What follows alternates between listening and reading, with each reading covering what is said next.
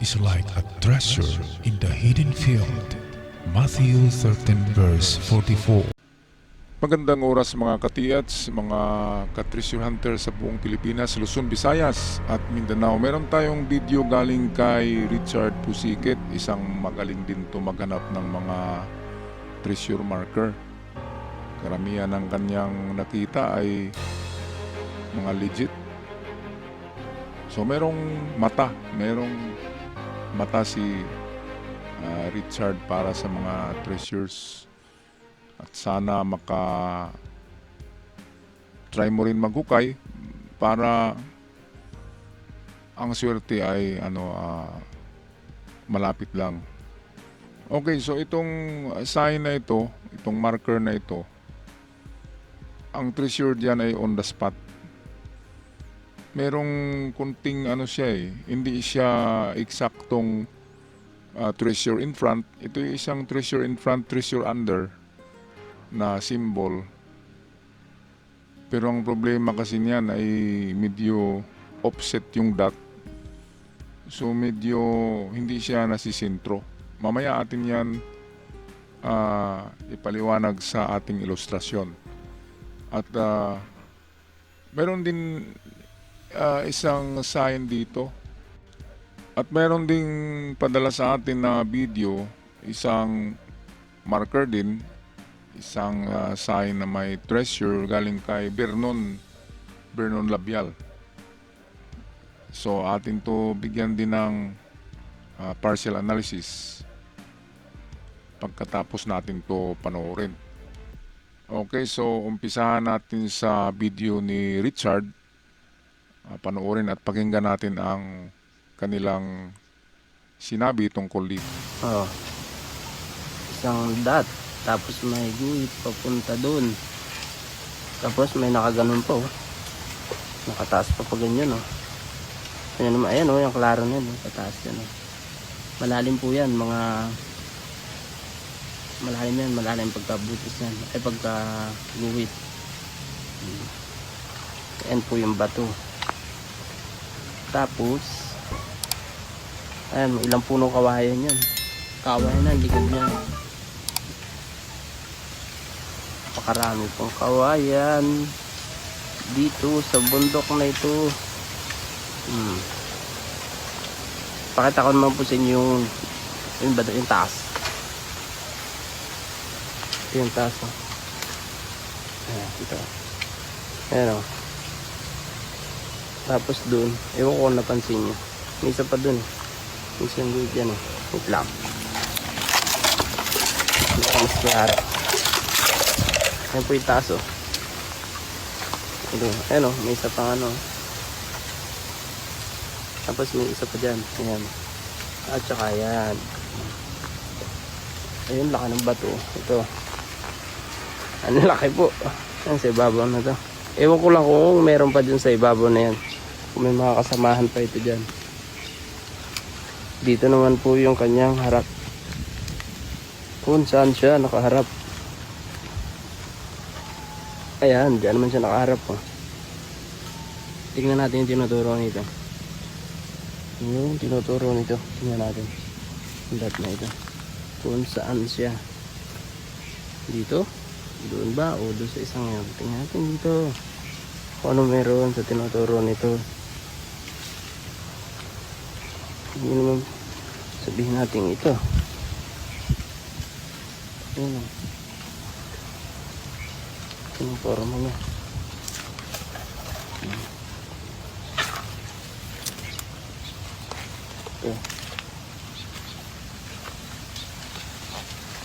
Kung titingnan mo siya, para siyang lampas dito Ito ang tingnan natin kasunod.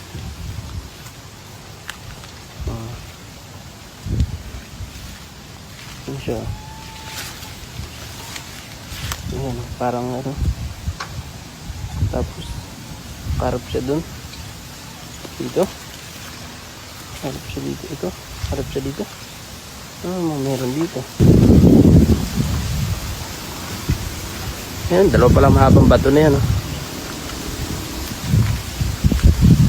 Ayan siya. Yun yung bato na yun. Ayun. Yan cargo, di ba?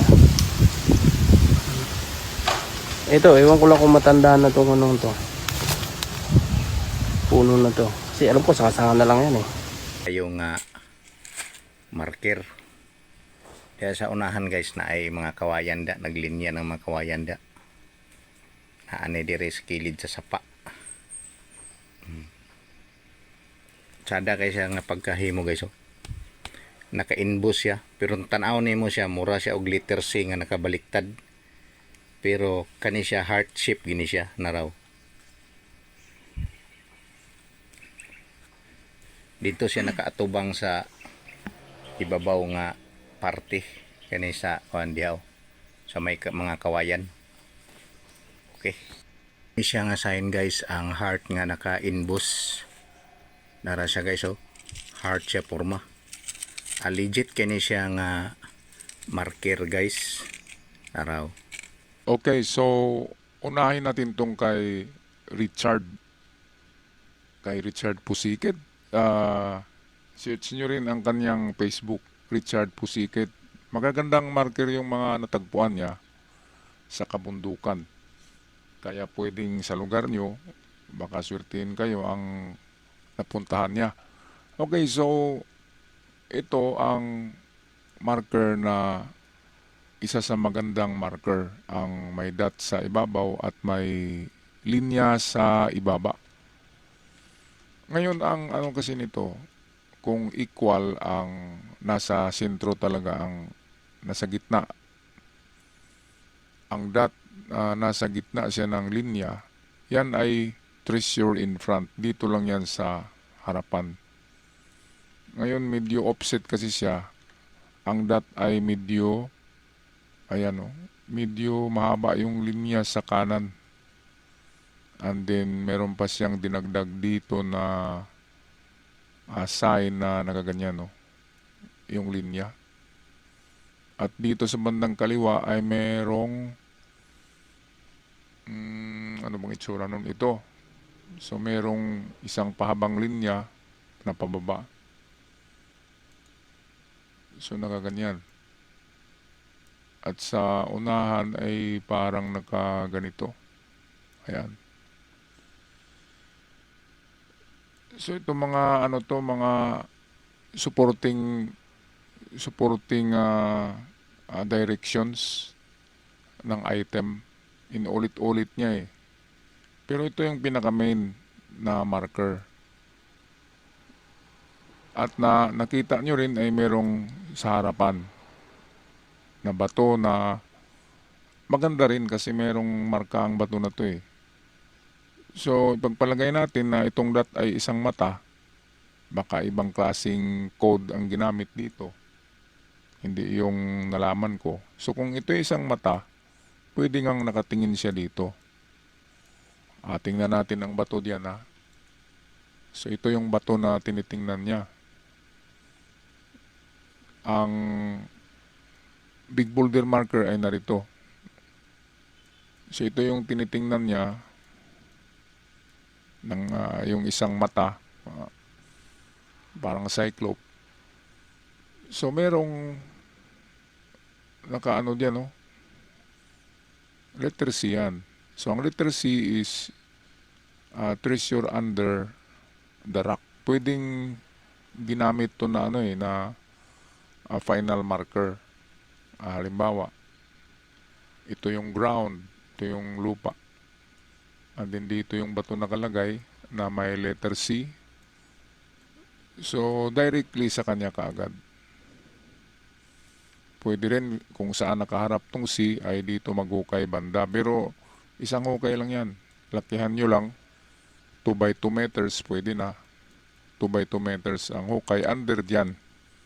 Okay, so yan ang isa sa mga possibilities. Pero kung sundan natin ang aking decoding ay ito yan, no? Ang treasure nito ay naka-offset nasa dito na gilid ng bato, hindi dito. Kasi dapat dito yan eh. Hukayin mismo sa harapan dahil nga merong linya at merong dot. Ang problema niyan, nilagyan dito ng nakaganyan. So ang ibig sabihin niyan, turn at the side. So papunta sa gilid. So dito na harapan. Ayan, di ba? Medyo inanon nila in-offset. So dito kayo mag test dig. Pero kung meron kayong kahit mga Japwan, mga aura o dowsing, pendulum, itry nyo dito na side. At kapag malakas ang detection dyan, jackpot na yan. So ito naman, nagsasabi ito na treasure At ito'y downward arrow. Meron akong nakitang recovered na ganito lang. Ay 3 to 4 meters ang distance galing sa harapan ng bato. Kung nag-iisa lang ito, pero meron kasi siyang kasama na main marker ito. So ito, nagsasabi siya na kasi paano siya pababa. So sukatin nyo to kung 4 inches yan ang haba nito. So ganyang kalalim ang item. So ito yung nagsasabi ng ang lalim ng tunnel ay nasa sukat niya. So palagay ko 5 yan So 5 inches estimate ang lalim nitong tinuturo ng marker. Okay, balik tayo sa harapan. So ito na yun. Ito yun. Meron pang parang number 3 sa gilid. Ang number 3 yan ay open tunnel. So ang open tunnel ay wala siyang nakaharang na bato pero tinabunan siya ng lupa. So nakita nyo, inukit talaga yan. Super legit. Ito yung mga gusto kong makitang mga marker. Mga ka-TH. Hindi pala to dot kundi box. So meron ngang treasure box. Papunta sa side na ito. Dito. Kaya punta kayo sa kanyang right side at sa harapan mismo ng right side magukay at yung linya na nagaganito tingin ko 5 inches. So sabi niya merong tunnel 5 inches deep. So 5 meters yan equivalent. So 5 meters deep dito ang test dig na banda. At para accurate kayo ay gamitan nyo ng dowsing o inyong mga locator sa side na ito. So napakaganda. Punta naman tayo kay Vernon Labial. Ito yung heart marker na nakabaliktad. Ang ibig sabihin niyan ay go uphill yan Ito yung isa pa ring trail marker. So puntahan lang yung unahan ito, papunta doon. Trail marker pa ito, meron pa itong kasama sa unahan. Puntahan doon, mga 20 meters, meron na namang marka. At papunta siya sa medyo pataas or paakyat. Pwedeng gilid ng burol, gilid ng bundok. Naroon ang final marker kung merong manggilid ng bundok sa unahan. Ayan, pero kung walang bundok sa unahan, malayo talaga. Ang bundok nasa, sabihin natin 10 kilometers, hindi pwede yun. Dapat ang bundok ay nasa 200 meters lang, 300 meters, galing sa marker na ito. Kasi ito'y trail marker na nagsasabi na pupunta ka pa doon. Okay, kung walang bundok sa unahan, dahil mayroong creek sa gilid, so pwede ngang mayroong nakabaon dito.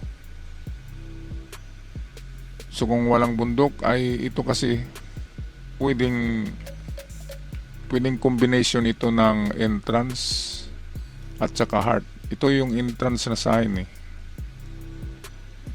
So ito yung entrance and then kinabit yung heart. So ang heart nagsabi na mayroong treasure. So entrance, dapat kasi ang heart ay nakaganyan. Kung ang entrance ay narito. Ngayon dahil binaligtad niya ang heart, ibig sabihin niya, ang entrance ng pagkukay ay doon sa likod ng bato. So test nyo ang likod ng bato, itong bato na to. 3 to 5 meters ang i-detect galing sa bato na ito, kasi maliit lang to na bato, hindi pwedeng diyan sila sa baba magbaon kasi maliit lang yan na bato, mahuhulog yan eh. So kung ito ay entrance, nasa likod ng bato ang entrance, distance of 3 to 5 meters. I-detect nyo rin ang gamit nyo. Kapag mag-detect ang likuran ng bato, magandang sinyalis yan. Alright, so kung magpaalam na, maraming salamat. Huwag kalimutan mag-subscribe sa ating channel para sa update ng ating mga bagong uploads. Maraming salamat kay Vernon at kay Richard para sa mga video. Hanggang sa muli, paalam at ingat ang lahat.